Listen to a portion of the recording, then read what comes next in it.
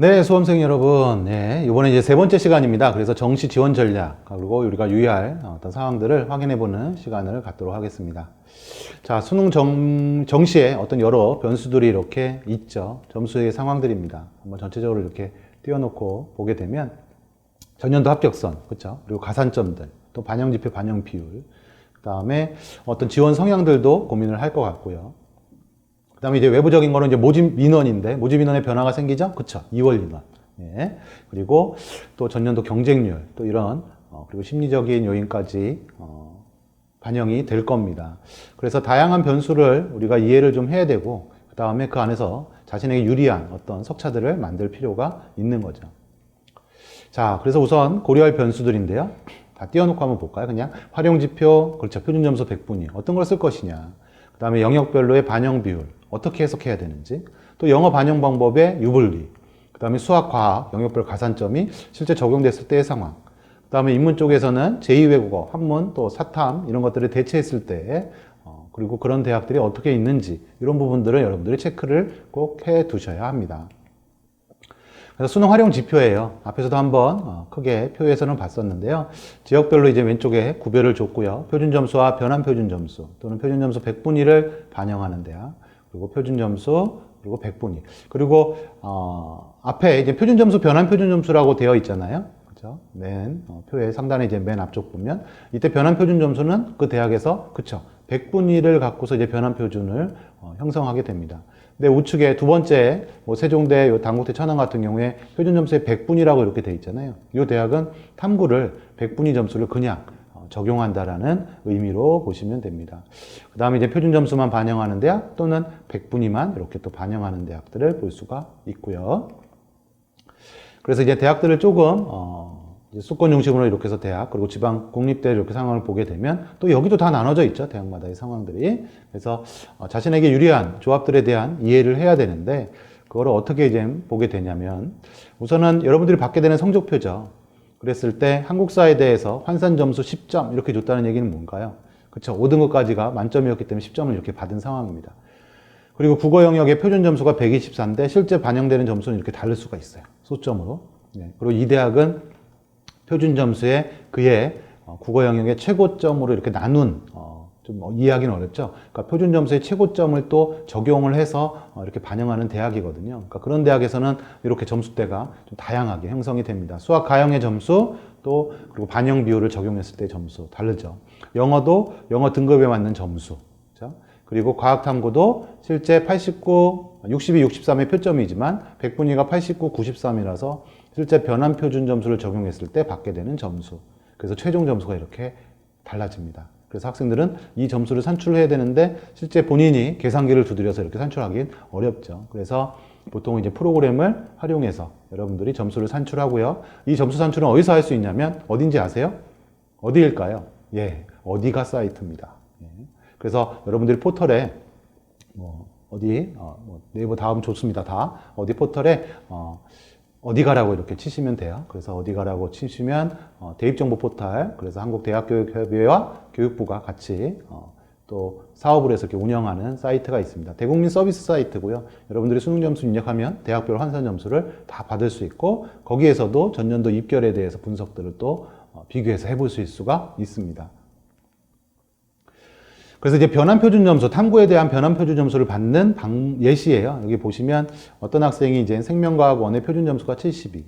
근데 63인데 그 점수를 가져가지 않는다는 거죠. 옆에 100분위를 보면 190이기 때문에 좌측에 있는 테이블 100에 맞는 점수, 92에 맞는 점수를 이렇게 가져가요. 그러니까 예전의 표점에서는 9점 차이지만 실제 변환 표준 점수로 바꾸면 1.53으로 분명히 줄어드는 부분은 있습니다. 하지만 차이는 벌어진다는 얘기죠. 예. 그래서 2020년도에 표준점수 100분위 변표에 이렇게 비교를 이렇게 보시게 되면 실제로는 위에 100분위에서도 이렇게 차이가 커지지만 학생들이 받게 되는 변표 점수예요. 이거는 47점, 하나 틀린 학생들의 변표 점수를 이렇게 맞춰본 건데, 우선 파란색을 보면 63, 60, 64, 63 이렇게 다르지만 변표를 적용하게 되면 63.65, 63.01, 63.33 이렇게 나타난다는 얘기입니다. 이해되시나요? 그래서 그 간극을 어떻게 한다? 조금은 분명히 줄어들게끔 한다라고 보시면 됩니다. 자, 그래서 변환 표준 점수는 과목별 난이도에 따른 불리함을 다소 보정해 준다. 자, 그래서 차이는 변환 표준 점수가 제일 적게 만들어 준다라는 부분을 얘기를 하는 겁니다. 자, 그래서 일단 여러분들이 1차적으로 정시에 대해서 상담을 받고 이렇게 할 때 학교에서 이제 또 운영되는 프로그램들이 있을 거예요. 거기 가서 여러분들 성적 입력하고 보게 되면 선생님들이 이런 걸 출력을 해 주실 겁니다. 동점수대와의 유불리 비교. 그래서 노란색 아래 하단 부분 이렇게 보게 되면 실제 내 점수, 그쵸? 나의 표점이죠. 그 점수대와 동점대인 학생들을 비교할 때 내 점수가 어떤 게 더 유리한지에 대한 조합들을 이렇게 보여주게 되는 거죠. 그래서 그게 표준 점수에서의 차이, 백분위에서의 차이점들을 이렇게 보여주기 때문에 그 점수들에 대해서 내가 어디에 강점이 있는지 이런 부분들을 짚어서 여러분들이 준비를 하시면 됩니다. 자, 영역별 평균 점수에서 내 점수하고의 차이죠. 네. 자, 다음은 영역별 반영 비율로 해서 실제 점수 차이가 어떻게 벌어지는지 이런 부분들을 볼게요. 지금 뭐 주요 대학이지만 수학 또는 탐구에서의 반영 비율이 서로 다 다르다. 그러면 수학을 잘하는 아이들은 수학 비중이 높은 학교, 탐구를 잘하는 아이들은 탐구 비중이 높은 학교, 또 영어를 또 잘하는 아이가 있다라 그러면 또 영어의 비중치가 더 높은 학교, 이런 학교들을 그쵸, 지원을 고려를 해야겠죠.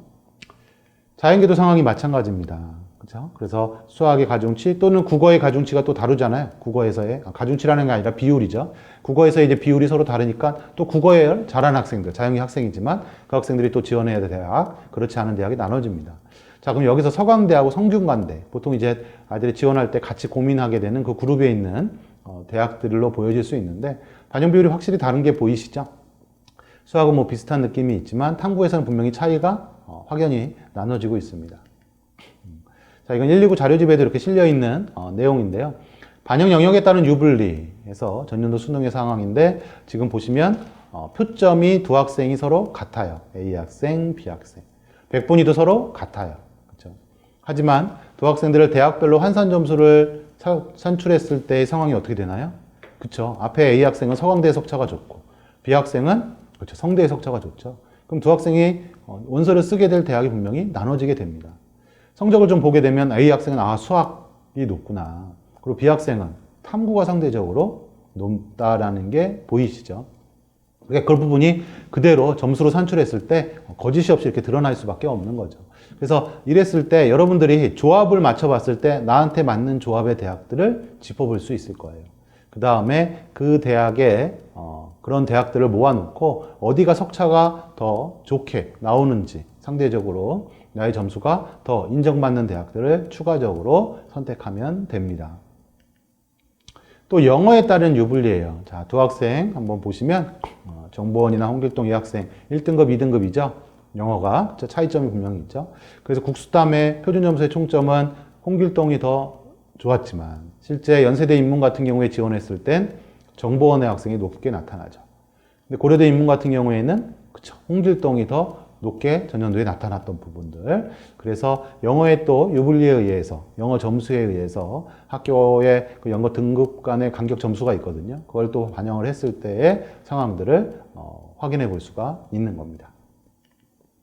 자, 그래서 영어 등급별 점수 및 필수 반영 비율 예시예요. 그래서 영어 성적을 일단 본인이 이제 활용한다고 했을 때 선생님이 영어 비율이 높은 대학의 리스트입니다.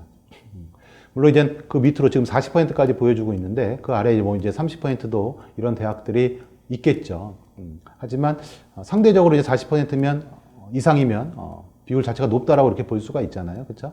그래서 다른 과목이 들어오더라도 높은 비중이기 때문에 선생님이 영어 비중이 높은 대학들을 우선 이렇게 보여드리고요.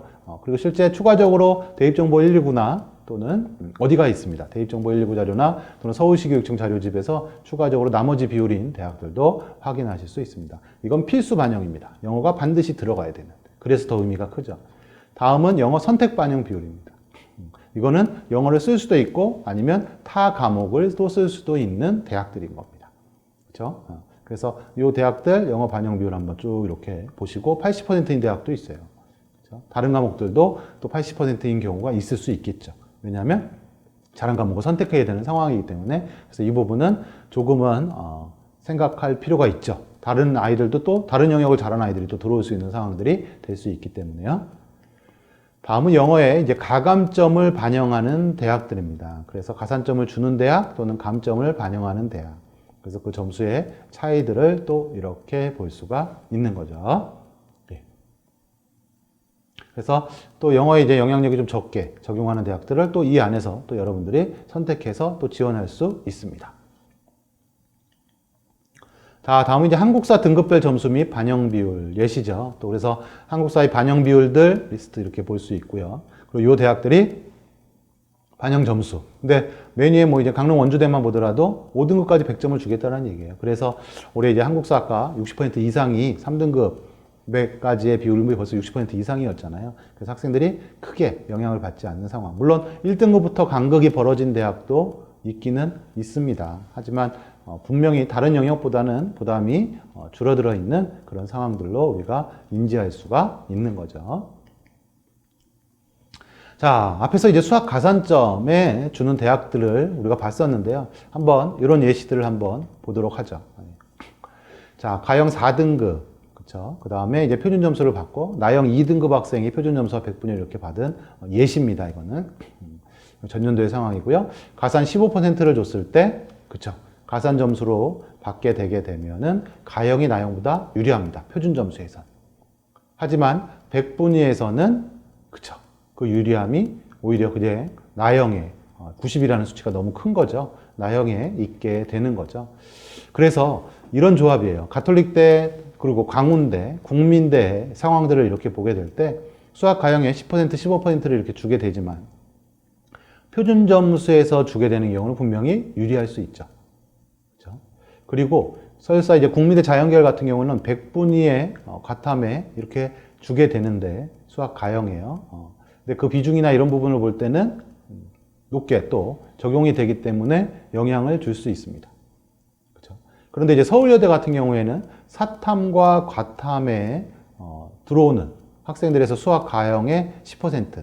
그러면 이 사탐으로 들어오는 아이들이 또 점수대가 상대적으로 높아지는 사과탐이 오픈이 돼 있을 때 커트라인이나 이런 부분이 좀 높아질 수 있는 개연성이 있는 걸 생각하면은 그 의미가 조금은 위축될 수가 있습니다. 예. 국민대도 분명히 그래도 과탐이니까 이건 자연계로 한정을 많이 한 거거든요. 학생들을. 그 상황 내에서의 백분위가 주어지니까 가형, 나형의 선택 학생들 내에서는 좀 그래도 분명히 플러스 요인이 있을 수 있습니다. 상대적으로는 표준을 적용하는 위에 가톨릭대나 강운대가 더 의미가 커질 수는 있지만 상대적으로는 더 의미가 그쪽이 크지만 백분위도 영향은 분명히 주니까 자신의 점수는 올라가게 되죠. 하지만 나형의 사탐 쪽 아이들도 같이 들어오는 학교의 군에서는 그 영향력이 상대적으로는 적을 수도 있다라고 이렇게 우리가 추측을 하게 됩니다. 자, 다음은 이제 제2외국어 한문의 반영입니다. 그래서 제2외국어 한문은 다수의 대학에서 또 현재까지 올해 이제 고3까지는 탐구 영역 한 과목을 대체하기도 하고요. 가산점이나 감점으로 또 반영을 합니다. 그래서 반영 비율을 적용하는 대학 그리고 가산점 감점을 넣는 대학도 있고요. 탐구를 아예 대체하는 대학들 또 서울의 주요 대학들이 있습니다.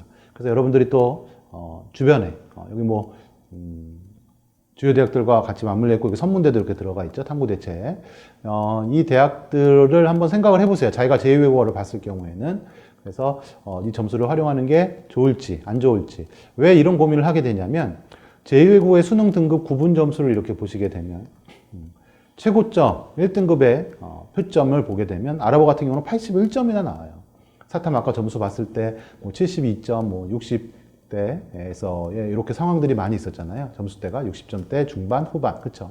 근데 보통은 1등급 구분 점수가 이렇게 높게 잡히게 된다라는 부분이고요. 그러면서 이제 또 학생들이 뭐 100분위로 변표를 하더라도 100분위가 또 여기는 촘촘히 또 나눠질 수도 있거든요. 학생들이. 그래서 극명해지기 때문에 그렇습니다. 공부를 하는 아이와 그렇지 않은 이 응시 집단 내에서 그런 부분을 감안했을 때 활용할 가치가 있는 거죠. 그래서 자신의 사탐 성적하고 제2외국어 성적을 서로 비교해봐서 어느 과목을 쓰는 게 유리한지 확인해보면 좋을 것 같습니다.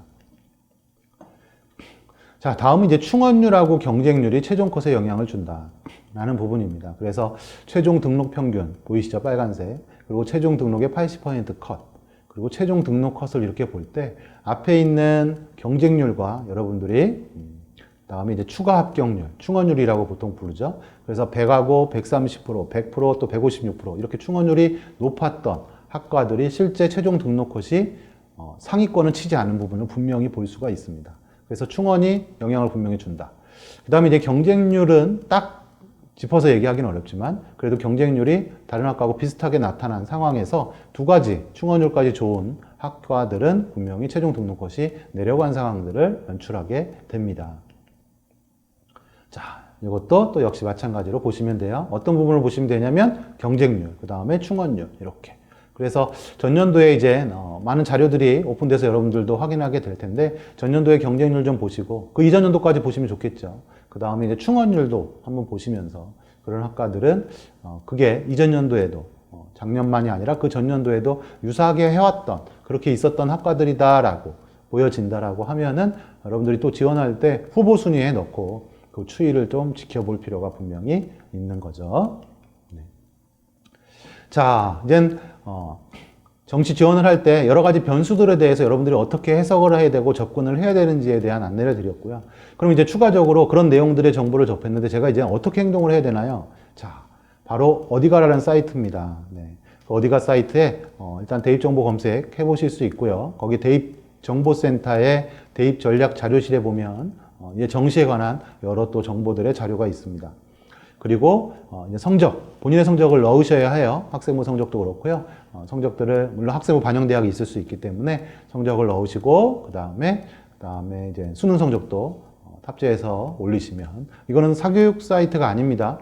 그렇죠? 이제 교육부에서 실제 지원 사업으로 해서 이렇게 운영을 하고 있는 대국민 서비스입니다. 그래서 성적을 입력하셔서 거기에 이제 관심대학이나 관심학과 이렇게 지정을 정해 놓게 되면 정시 그 대학의 환산 점수들을 또 다 받으실 수 있어요. 그래서 확인들 하시고 저희가 또 계속 검정 작업들을 하고 있습니다. 대학교육협의회에서요. 그 다음에 더 또 핫한 거는 바로 뭐냐면 대입 상담입니다. 그래서 이 대입 상담이 온라인 상담으로 진행을 하고 또 전화 상담도 됩니다. 그리고 횟수 제한도 없고요. 여러분들이 오늘은 A대학 물어보고 오늘은 내일은 B대학 물어보고 이렇게 하셔도 되고 A대학, B대학, C대학 각각 물어보시고 또 학과별로도 다 물어보시고 근데 그렇게 해서 상담받은 온라인 상담이 누적이 되어 있어요. 자신의 상담 기록들이. 그건 누굴 보기 위한 게 아니라 자신이 내 상담했었던 내용을 확인할 수 있는 거죠. 얼마나 의미가 큽니까? 그 누적된 기록으로 해서. 그래서 그렇게 해서 상담, 자신의 성적하고 어필해서 기록을 남겨놓으면 거기에서 상담권에 그 대학들이 가능한지 또 어려운지 작년의 입결과 비교해서 여러분들에게 상담을 해 드릴 겁니다. 그래서 정말 많이 활용을 하세요. 정말 도움이 되실 정보고요. 그 다음에 이제 정시에서 이렇게 상담 상황에 선생님이 한 페이지를 이렇게 보여드리는 겁니다. 아래 보면 1번, 2번 있죠? 그래서 여러분들의 점수가 환산 내점수, 그래서 2021년도에 자신의 점수가 이렇게 나오게 되는데, 실제 수능 점수로 올해 수능 점수만 놓고 이제 또 보게 되고요. 그 다음에 전년도로 변환했을 때, 전년도의 점수와 어떻게 매칭이 되는지. 왜냐면 올해 수능이 분명히 전년도하고 난이도가 다르잖아요. 영역별로. 그렇죠? 그거를 전년도의 누적비에, 누적 학생에 맞게 우리가 성적들을 매칭을 합니다. 그렇기 때문에 그 작업에 의해서 여러분들이 전년도 사례 점수하고 비교를 해볼 수가 있죠. 그래서 이 정보에 대한 그럼 전년도 사례 점수를 봤을 때 올해 학생의 점수를 환산을 했을 때 가능권에 있습니다. 추가 합격권에 있습니다. 이런 얘기의 정보를 얻으실 수가 있습니다.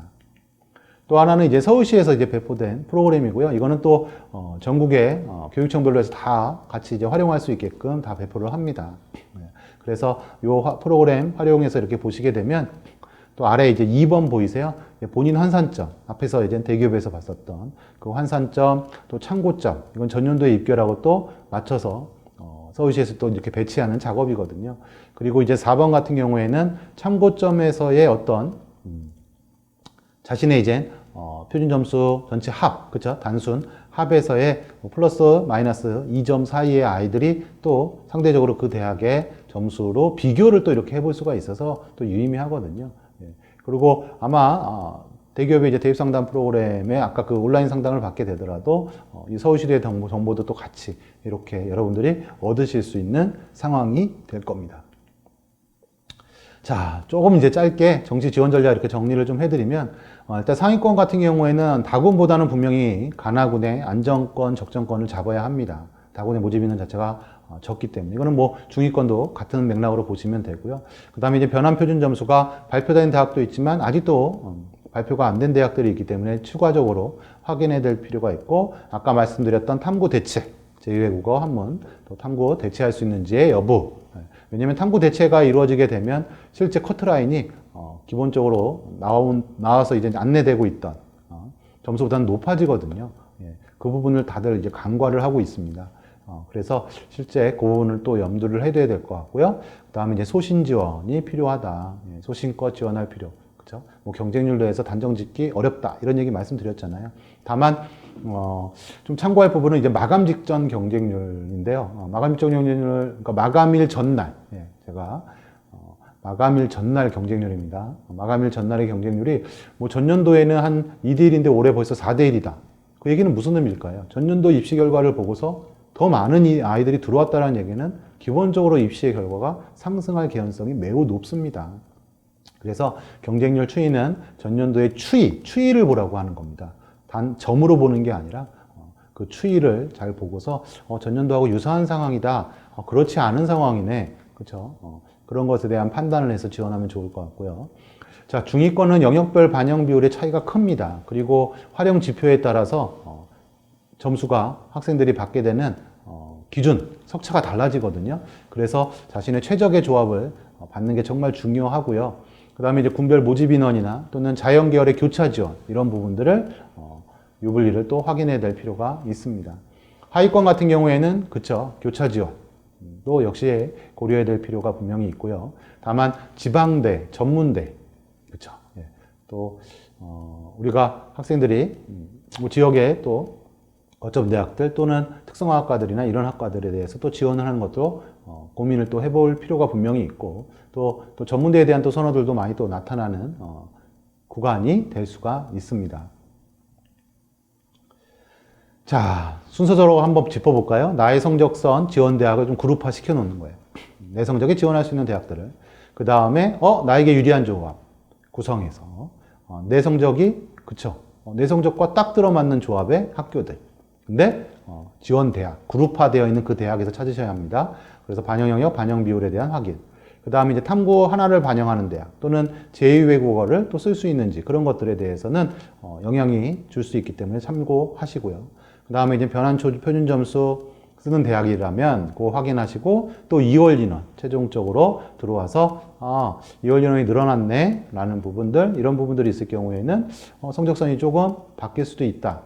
그렇죠? 이런 것에 대한 판단을 해볼 수 있죠. 그 다음에 끝까지 긴장의 끈을 놓지 말고, 그렇죠, 경쟁률의 추이를 확인하셔야 합니다. 처음부터 끝까지. 그리고서 최종 지원을 하면, 그렇죠, 바로 여러분들이 생각하지 못했던 그 점수가 또 생각하지 못했던 합격이 될 수 있습니다. 자, 받은 점수를 어쩔 수는 없죠. 그렇죠? 예. 안타깝더라도 일단은 받아들이고, 대신 이 점수가 값어치 있게, 그래도 여러분들이 뭐 3년, 길게는 12년 공부해서 얻은 점수잖아요. 그렇죠? 그래서 이 점수를 최대한 잘 활용해서 내 점수를 최대한 가치 있게 나타내고, 또 그렇게 해서 받아주는 대학에 대해서 탁월한 선택 지원하셔서 꼭 정시에 대한 합격을 하시길 선생님이 진심으로 기원하겠습니다. 자, 1, 2, 3부로 해서 정시에서 좀 포인트가 될 부분, 그리고 놓치지 말아야 될 부분들로 위주로 해서 이렇게 안내를 좀 드렸습니다. 많은 도움이 되셨으면 좋겠고요. 네. 다음에 또 여러분과의 좋은 정보 안내 준비해서 만나 뵙도록 하겠습니다. 네. 자, 그럼 여기서 마치도록 하겠습니다.